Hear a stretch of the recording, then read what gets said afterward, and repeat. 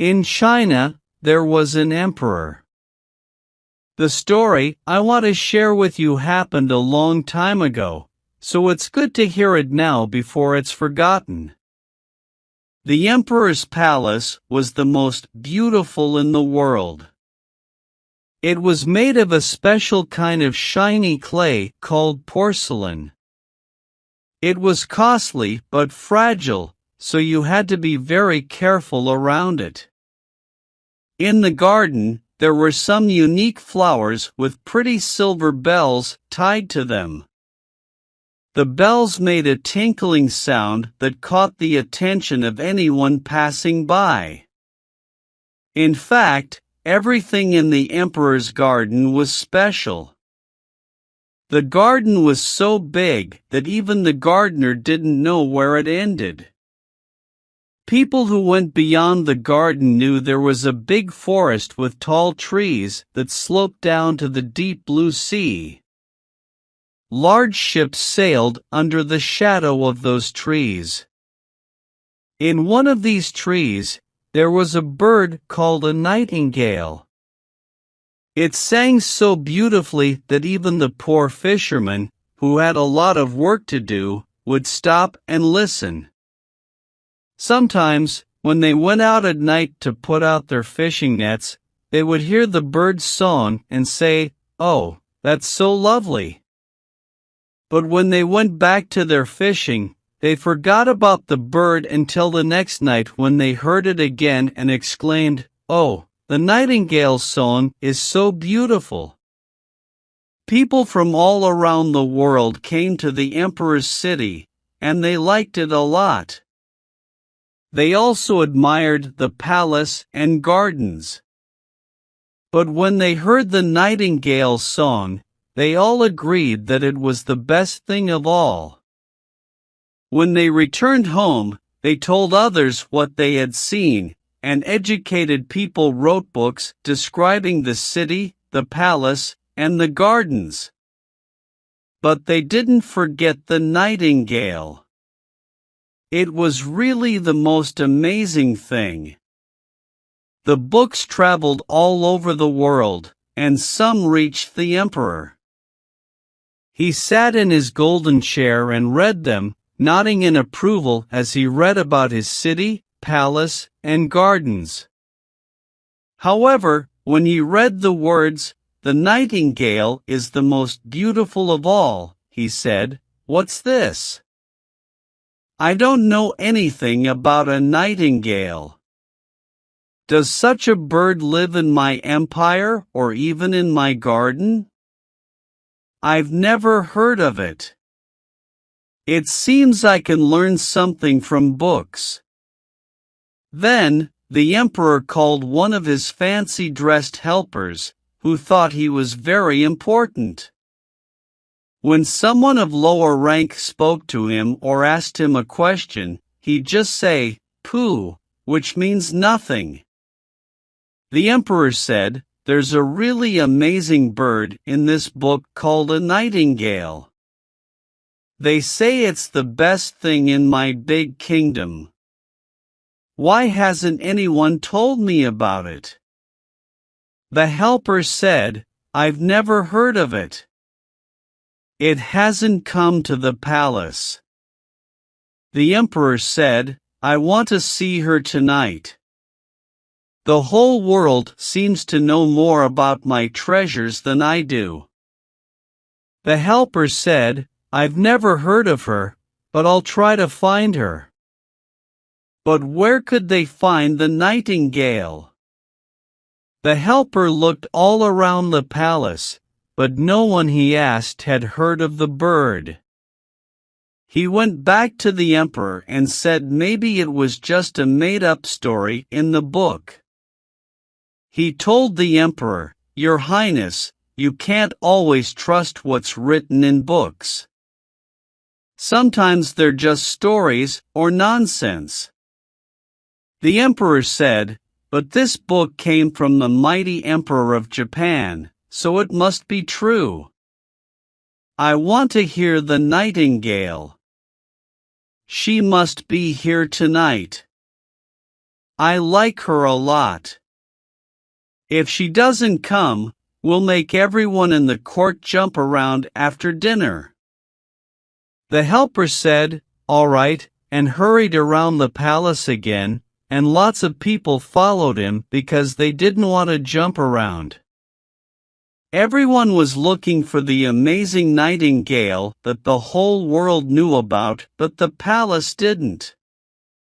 Finally, they found a kind girl working in the kitchen. She said, "Oh, I know the nightingale very well. She can sing beautifully. Every evening, I'm allowed to take leftover food to my sick mother who lives by the sea. On my way back, I get tired and rest in the woods, listening to the nightingale's song. It makes me cry, and it feels like my mother is kissing me." The helper guy said, "Hey, I'll give you a job in the kitchen, and you can watch the emperor eat if you show us where the nightingale is. She's supposed to come to the palace tonight." So, the girl led them to the woods where the nightingale sang, and lots of people from the palace followed her. As they walked, a cow started mooing. One of the people from the palace said, "Oh, there she is. What an amazing voice for such a small creature. I've heard it before." But the girl said, "No, that's just a cow. We're still far away." Then some frogs in the marsh began to make noise.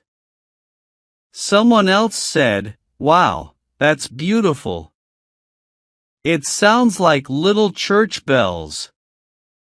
But the girl said, "No, those are frogs.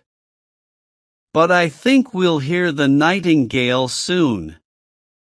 And a bit later, the nightingale started singing. "Listen, listen. There she is," said the girl. "And there she sits." She pointed to a little gray bird perched on a branch.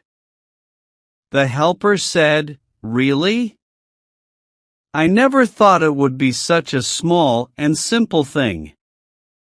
She must be a bit nervous with all these important people around." "Little Nightingale," the girl called out loudly, "our kind emperor wants you to sing for him."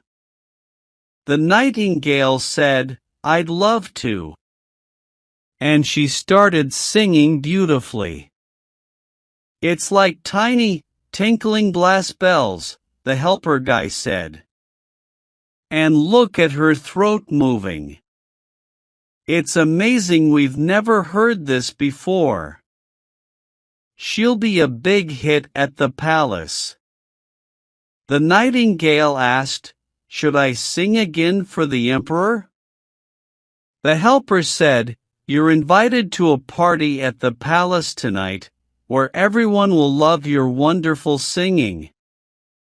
The palace was decorated really nicely for the occasion.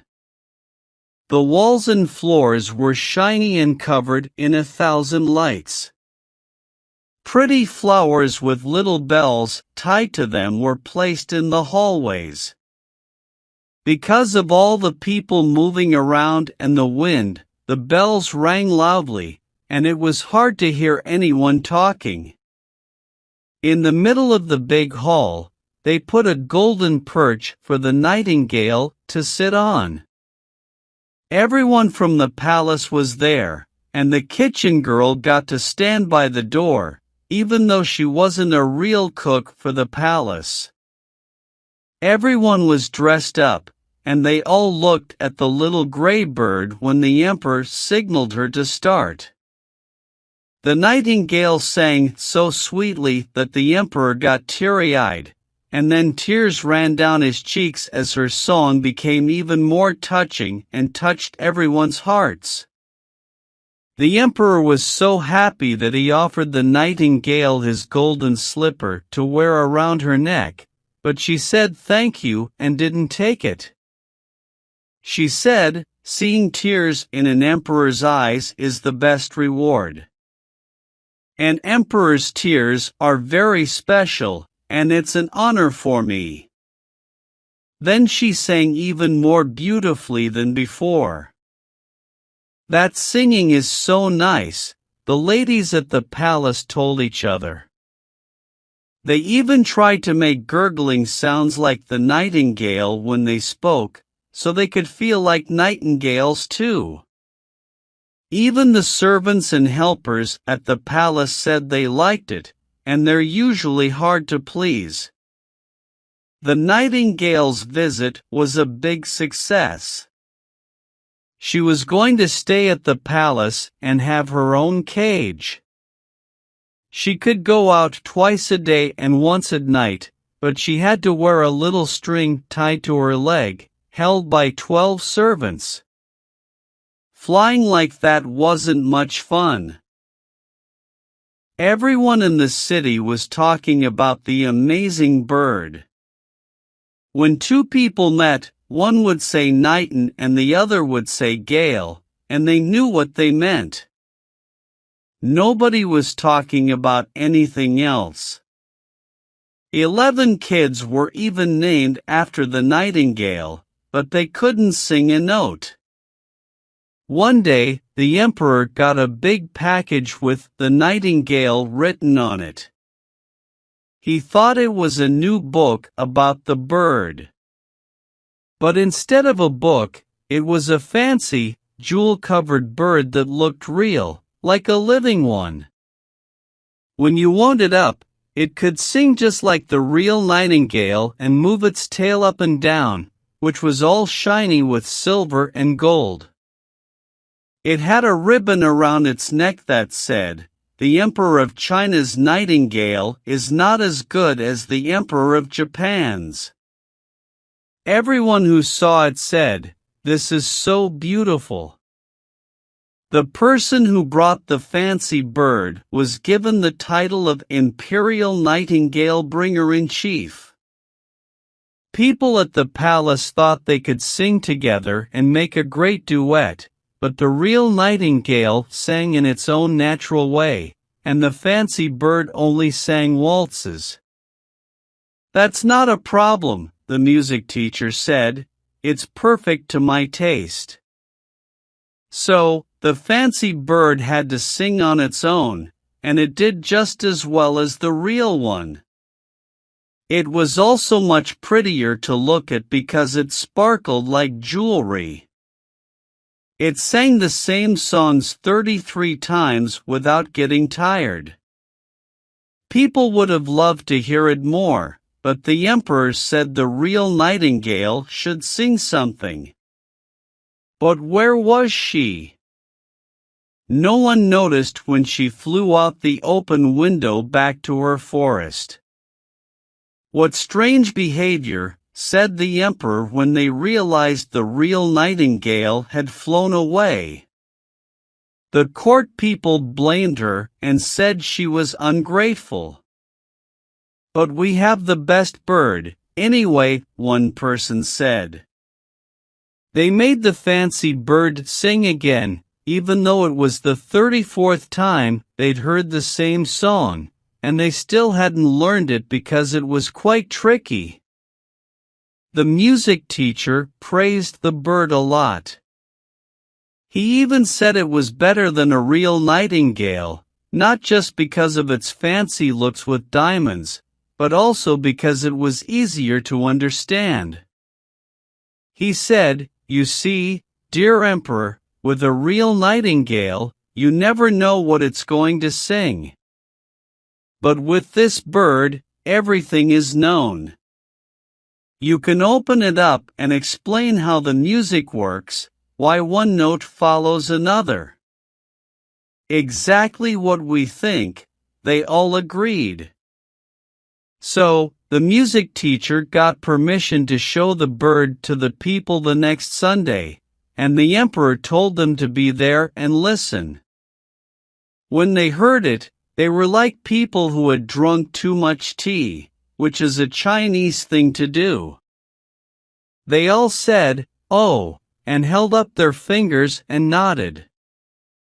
But a poor fisherman who had heard the real Nightingale said, "It sounds nice, and all the tunes are the same. But there's something missing, I can't quite tell what." After this, the real Nightingale was sent away from the empire, and the fancy bird was put on a soft pillow near the emperor's bed. There were gifts of gold and precious stones around it, and it was given the title of Little Imperial Toilet Singer and was considered the most important on the left side because the emperor thought the left side, where the heart is the most important. The emperor's heart is in the same place as everyone else's. The music teacher wrote a 25-volume book about the fancy bird, filled with very hard Chinese words. But people said they had read it and understood it because they didn't want to seem foolish and get trampled on. So a year went by, and the emperor, the court, and all the other people in China knew every little bit of the fancy bird's song. That's why they liked it more. They could sing along with it, and they often did. Even the kids on the street sang, "Zzz, cluck, cluck, cluck," and the emperor himself could sing it. It was quite funny. One evening, when the fancy bird was singing its best and the emperor was in bed, something inside the bird went whiz. Then a spring broke, and all the gears started spinning around with a whir-r-r sound, and the music stopped. The emperor jumped out of bed and called for his doctor, but there wasn't much the doctor could do. So they called a watchmaker, who talked and checked the bird for a long time.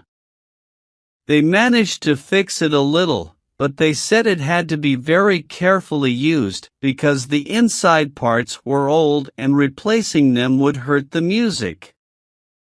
This made everyone very sad because the bird could only be played once a year, and even that was risky for the inside parts.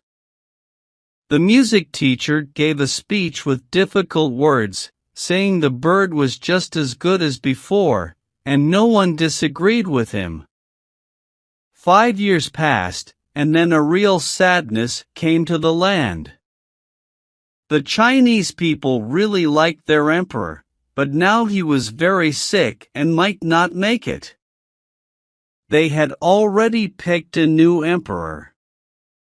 People in the street asked the lord-in-waiting about the old emperor, but he just said, "Pooh," and shook his head. The emperor lay in his fancy bed, very pale and cold. The court thought he was gone, and everyone hurried to honor the new emperor. The chamberlains talked about the situation, and the maids invited guests for coffee. They put down cloth in the halls and corridors so that no footsteps could be heard, and everything was quiet and still. But the emperor was still alive, although he was pale and stiff in his beautiful bed with long curtains and golden tassels. A window was open, and the moonlight shone on the emperor and the fancy bird.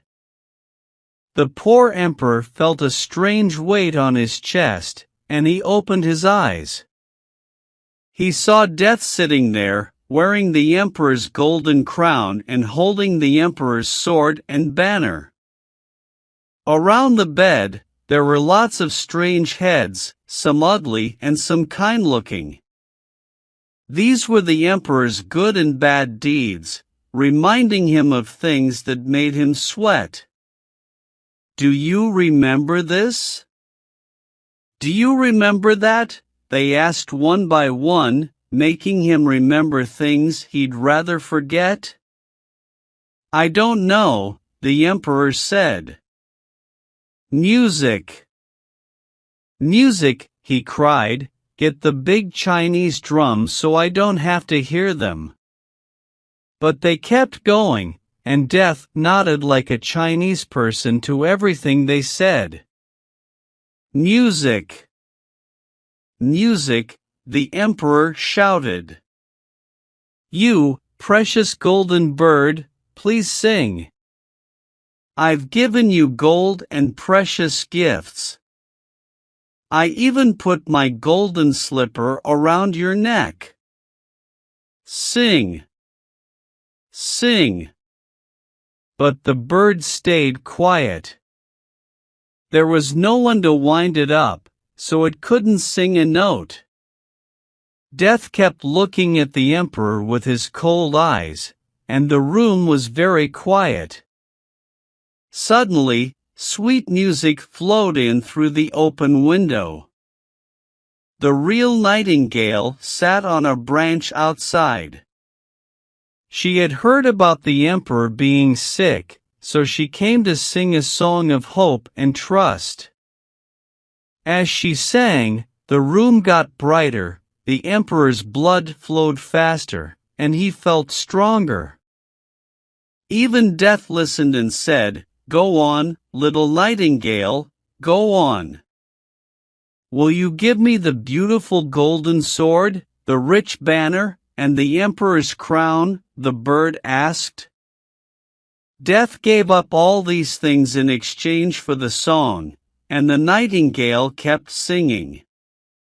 She sang about a peaceful churchyard where white roses grew, and the scent of elder trees filled the air. The fresh grass was watered by the tears of mourners. Death wanted to go see this place, and he floated out through the window like a cold, white mist.